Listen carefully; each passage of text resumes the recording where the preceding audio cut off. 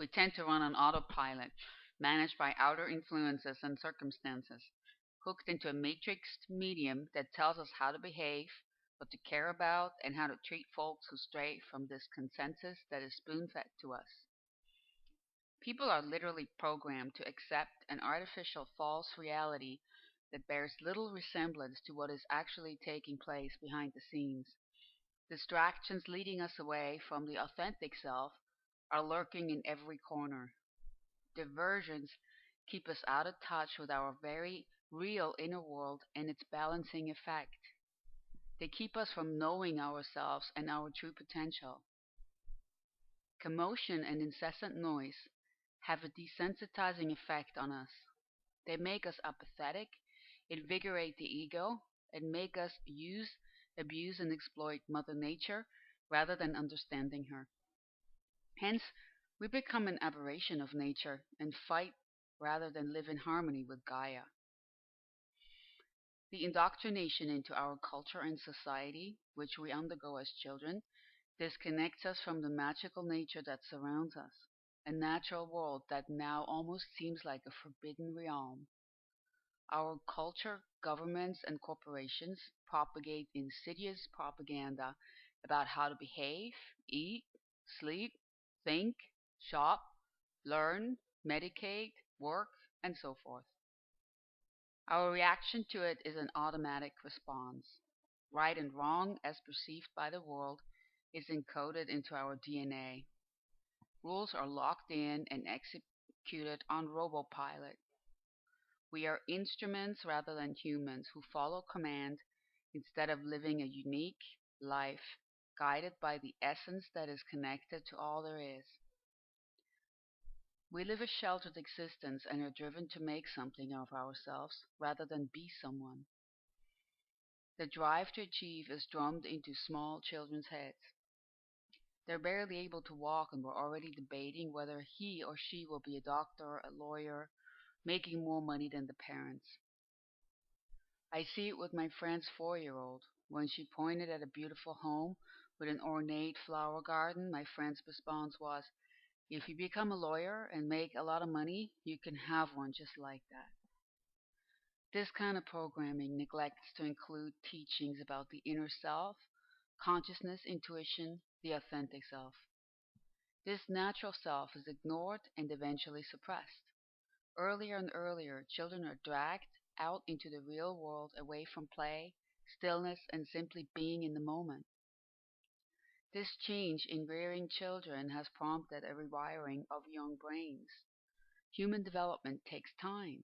Stillness helps synapses to sprout, grow, and connect adequately. Interruption of such ancient processes hamper healthy cabling into complex networks from occurring. Isn't being in tune with self and nature the most natural way to live? Isn't trusting the signs that come from our inner guidance the way to being more human? I believe discovering self and living from the core is the only path that leads to happiness, self expression, and by extension, a healthier world. Perhaps the powers that be are afraid of activated humans with antennas that can decipher the hidden truths of world manipulation. Turned on humans would not succumb to mind games and infotainment, but demand answers and truth. Many of us are doing so. More need to jump on the bandwagon. It is evident that keeping human consciousness in check serves the purpose of those who rule over us. Keeping us on a leash ensures the system so carefully built runs smoothly and those in control stay there. The more predictable, similar, and dumbed down we become, the easier it is for the power brokers to run our lives and enrich themselves tremendously. Masses of people straying from script are not desired. Free thinkers with intellect and intuition who see past the layers of manipulation are labeled the enemy. Small thinking groups might be tolerated as long as they can be tagged too extreme to be taken serious, ridiculous, or outright insane. They are easily controlled. You don't believe me? Look at how the media plays sex scandals against those who must step down from the pedestal because they don't play along. No need for names here. Examples are abound. However, with the increasing light on the planet, this control system we have abided by, believed in, and succumbed to is falling. People are awakening and see the blunt corruption shining through every layer of the colored fish wrap news thrown at us. As humans, we have taken the wrong turn at an intersection a long, long time ago. When we divorced nature, we decided to live an unnatural life. Instead of finding true fulfillment, truth, power, and love by activating consciousness via meditation or other mindfulness techniques, we search the out there happiness and love. It's called outer directed. True pleasure does not come from the outside of ourselves. It is right there inside each of us, slumbering. The recipe for happiness and a good life was given to us in this human package. We just forgot how to make use of the active ingredients. Consciousness, awareness, and nature can help anytime we're ready. I often wonder why we built fortresses to keep out creation when it always rolled out the red carpet for us. At one point in time, way back in future, humanity decided to attempt to enslave nature and separate from it. Nature was too slow, and the human, the king of the food chain, could surely speed up the ordinary processes and create something like freak nature. When we decided to fire nature and took over, we turned against the planet that nurtures us and declared war on our home. Why, you might ask, and when did this happen? Is it related to religion and science?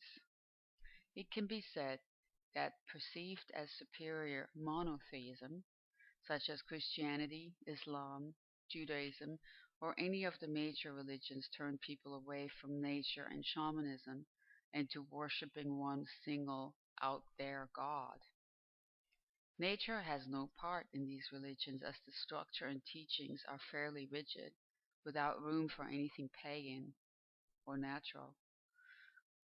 Then science, on the other hand, studies nature, touches it with gloves, and analyzes specimens as if they're foreign and must be kept in jars and cages. Nature, the great enemy, is forced to divulge its secrets in a test tube. Human fulfillment stems from integration, not defeat, of the very soil that nurtures it. As children, we know this. We're pure, clean humans. As we get older, we get stuffed with more and more fluff and buzz. Minds are predicatively programmed with little imagination left to think outside the thick walls of our box. In addition, because of all the accumulated negative thought patterns, minds are unable to think clearly and logically.